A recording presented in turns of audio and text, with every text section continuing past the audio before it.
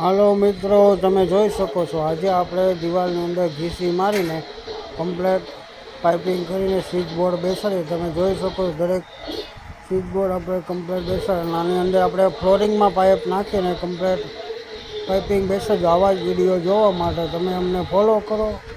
અને સુરતની અંદર કોઈ પણ જગ્યાએ તમારે ઇલેક્ટ્રિકનું કામ કરાવવું હોય તમે અમારો કોન્ટેક્ટ પણ કરી શકો. થેન્ક યુ મિત્રો.